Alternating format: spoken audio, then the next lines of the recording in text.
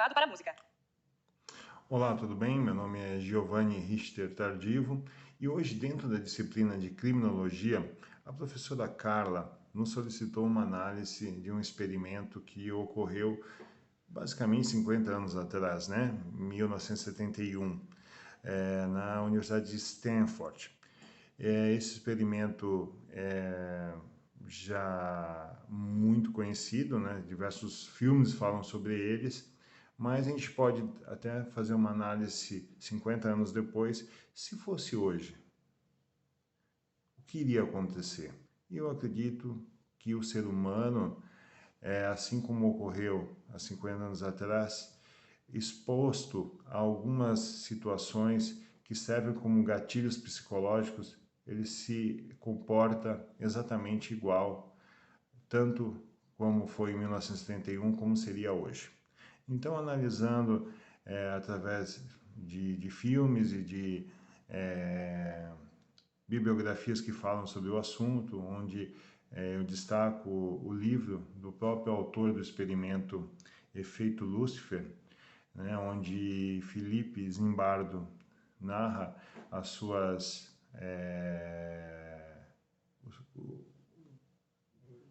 suas situações ocorridas e o que ele obteve, né, de retorno, conclusões sobre o que ocorreu nesse experimento. Para entender quem é Felipe Zimbardo, né? Quem era Felipe Zimbardo no verão de 1971, onde ocorreu o experimento. Felipe Zimbardo já era um professor conceituado de psicologia, já havia passado pelas faculdades de Yale, Columbia e chega na faculdade de Stanford. Consegue uma verba para fazer esse estudo, uma verba federal, onde ele alega que vai conhecer um pouco mais sobre, analisar mais o sistema carcerário, né, e alguns comportamentos, né, decorrentes desse encarceramento e atitudes de empoderamento das pessoas que cuidam desses prisioneiros. Então ele consegue essa verba e inicia esse experimento. De que forma? Existia lá um periódico dentro da faculdade e ele fala, olha, convida estudantes que tenham interesse em participar, oferece $15 o dia para participar por 2 semanas desse experimento. Consegue 70 adesões. Dessas 70 adesões, né, onde a gente pode perceber que na sua maioria são homens, né, brancos de classe média, estudantes de Stanford, pessoas realmente de um caráter normal, como eu ou qualquer outro colega da faculdade hoje em dia. E ele escolhe 24, desses 24, 6 ficariam como uma reserva e os demais 18 seriam utilizados no experimento. O experimento se basearia no quê? Dentro da própria universidade, no porão, eles iriam fazer como se fosse uma prisão.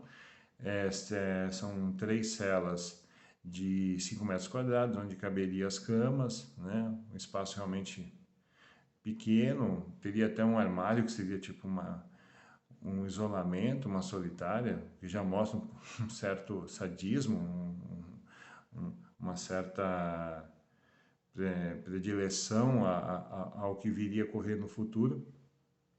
E ele separa de uma forma aleatória, sem utilizar requisitos físicos, acredito eu, pelos meus estudos, 9 guardas e 9 prisioneiros. Os guardas teriam roupas de guarda, teriam toda a condição normal, cacetetes, óculos escuros para evitar contato visual, trabalhariam em turnos de 8 horas e teriam o poder sobre aqueles detentos, né?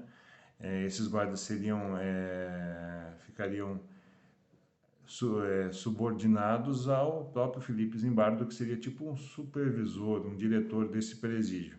E 9 seriam detentos. Esses detentos foram buscados nas casas como realmente prisioneiros, levados para lá, colocados numa bata branca, roupa muito simples, sem nome, seriam chamados por número só, que já tira a personalidade deles, já tira totalmente já realmente coloca eles numa situação de submissão e se inicia o experimento, né? O experimento iria inicialmente durar 2 semanas, só que durou apenas 9 dias, né? Logo no começo, lógico, eles estão ali no primeiro dia ali, se achando ainda como estudantes, ainda não estão imersos a essa situação, mas no decorrer lá do segundo, terceiro dia, já começam a ocorrer fatos que demonstram que as pessoas que estão ali supostamente como guardas começam a ter atitudes estranhas para um comportamento normal. Elas já começam a ter comportamentos sádicos, de humilhação,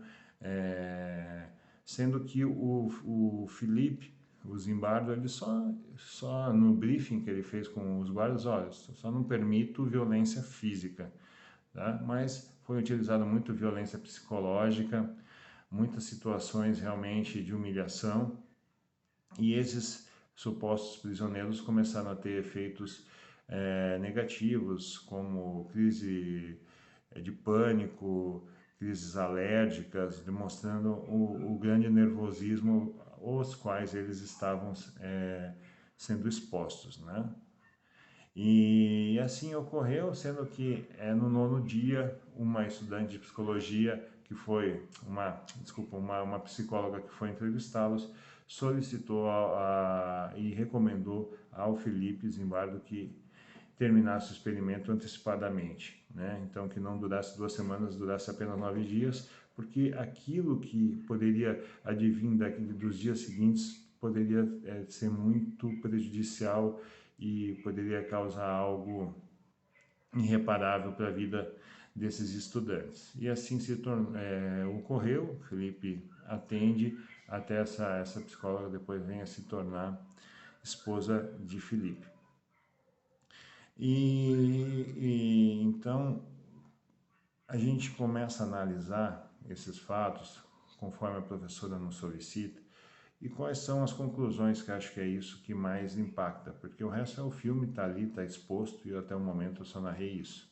Mas quais são as conclusões que a gente consegue obter, né? Primeiramente, que o ser humano, ele é uma caixinha de surpresa. Ele, exposto a determinadas situações positivas e negativas, ele pode ser transformado, ele pode ser modelado, e muitas vezes existem dentro de nós situações as quais, através de um gatilho, pode despertar em nós um lado muito bom ou muito ruim. Isso dá para a gente analisar pessoas que nascem dentro de comunidades muito pobres e são expostas muitas vezes a facções, o comportamento que essas pessoas têm, muitas vezes lideradas por uma pessoa de uma índole muito baixa, de comportamentos muito Dior Intense, perfume metrosexual, recomendada, Danilo Perfumorista. Assim, analisando então assim esses comportamentos dessas pessoas perante um grupo, onde elas começam a ter supostamente uma coragem que elas não teriam se elas estivessem individualmente tendo que responder pelos seus atos, né? Dentro de um grupo elas se tornam mais corajosas, isso é muito perigoso, né? Esse comportamento de manada, assim, de ser colocado num grupo e fazer atitudes, determinadas atitudes as quais ela não teria coragem muitas vezes de fazer individualmente, ou não faria individualmente. Outra relação que eu faço, outra análise que eu faço que eu acho bem importante, que eu não encontrei nos estudos e que eu acho muito relevante nessa situação, é quando se houvesse uma inversão de papéis. Aqueles que são os guardas se tornassem prisioneiros e aqueles que são prisioneiros se tornassem guardas, para analisar se esses novos guardas, após terem passado por uma situação de prisioneiro, teriam atitudes melhores para com os seus subordinados, né? Será que a pessoa que sofreu uma humilhação ou sofreu uma situação degradante, após ela ter a oportunidade de obter o poder, ela vai ser uma pessoa melhor ou não? justamente o contrário. Ela vai se utilizar de toda essa experiência negativa que ela teve no passado para se tornar uma pessoa pior e vingativa. Ou seja, os guardas seriam piores do que os primeiros, os segundos guardas, porque eles já teriam sido humilhados por aquelas pessoas, e agora nessa inversão elas iriam tentar buscar vingança. Então fica essa dúvida, fica uma análise para a gente conversar durante as aulas, se a inversão de papéis ela iria trazer um lado positivo ou negativo do ser humano.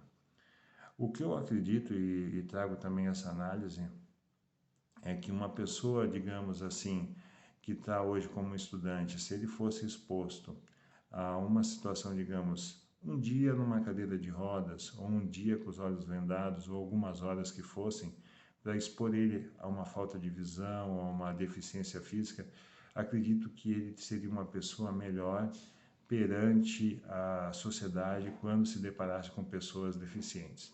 Então, essa é uma análise que eu faço pessoal. Mas também parte do conhecimento de pessoas com maior conhecimento, como a própria professora Carla, para fazer uma análise sobre isso. Então, agradeço a oportunidade e encerro aqui o trabalho e me coloco à disposição para quaisquer dúvidas. Obturador, botão.